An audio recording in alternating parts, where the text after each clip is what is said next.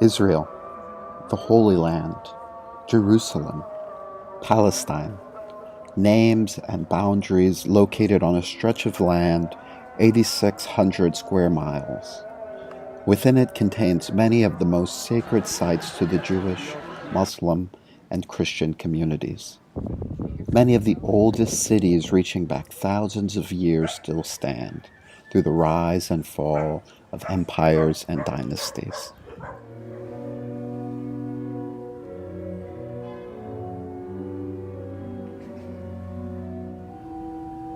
Hi, I'm Maurice Dyer, and I'm a seminarian at Virginia Theological Seminary. I'm standing here at St. George's Cathedral in Jerusalem, and I've come here with a group of my fellow seminarians. We've come to go on pilgrimage, to trace the footsteps of Jesus, and to see other important biblical sites, to study a bit about the archaeology, to see the history of what makes this the holy city. Millions of people each year come on pilgrimage to this land. But what is a pilgrimage? It can be thought of as a journey, often of a spiritual nature, to a distant land, to experience the culture, the history, and to walk amongst the people. Our pilgrimage to the Holy Land was full of wonder and beauty that overwhelmed our senses. But it also revealed a world invisible to the naked eye, a world of mysticisms and divinities. This was the land of the biblical narratives of the Old and New Testaments, the land where Jesus was born and walked upon this earth. Here we are at the home of Peter the Apostle, located in Capernaum. It is presumed that Jesus stayed here during his ministry. This is a church of the Holy Sepulchre, where it is said that he was crucified and buried. Pilgrims have been traveling to this location for the last 1,600 years.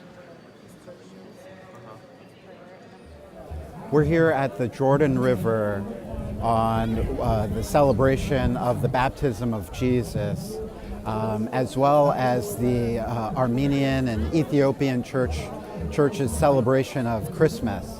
I'm surrounded by thousands and thousands of people who are on pilgrimage, who have come to this River Jordan to baptize themselves, baptize their family members, to just be close to the place where Jesus was baptized.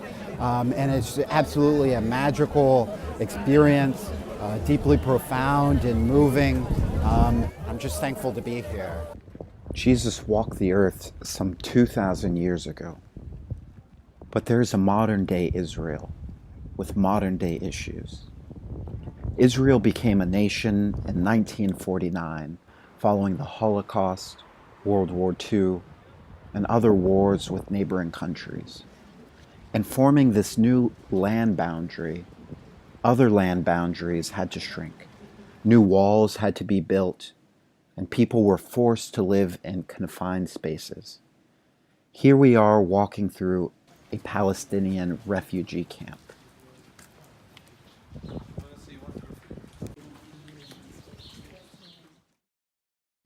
Tensions are high in this historic and holy land. But where is the hope? Let me tell you a story. This is a story from a long time ago. This is a story about a well. This well is located in a segregated place, a place in between two cities, a place of turmoil and violence. This story takes place on a sunny day, a hot day. There is a woman and a man who have never met, but who are both thirsty. The woman is a Samaritan and the man a Jew. This well is called Jacob's Well, and at it, for a moment in time, two people who thirst had it quenched by the waters of life, and because of it, God was glorified. Thirst is thirst. Hunger is hunger.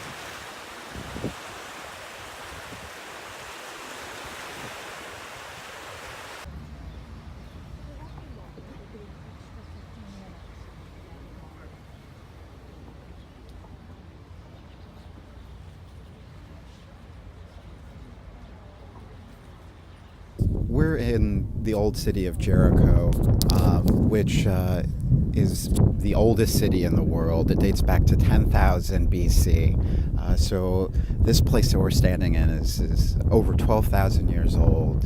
And it's just a different orientation around time. What lasts for 10,000 years, 12,000 years? Well, we're standing in an archaeological dig, so something that has lasted for 12,000 years is a wall, and on this wall is a defense barrier, and you could see it down here. This thing is 12,000 years old, and it's just amazing. You can see the different layers that have built up over time. It's just absolutely wonderful.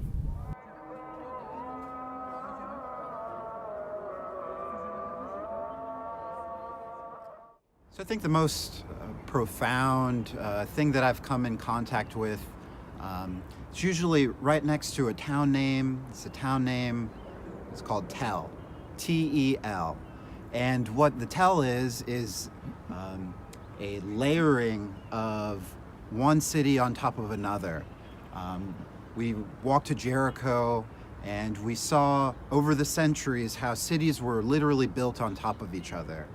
And the reason that this was so profound to me was that it happens geologically, but it also happens in Scripture, and that stories are overlaid on top of each other, and that one piece of the story was meant for one particular group of people at a particular time.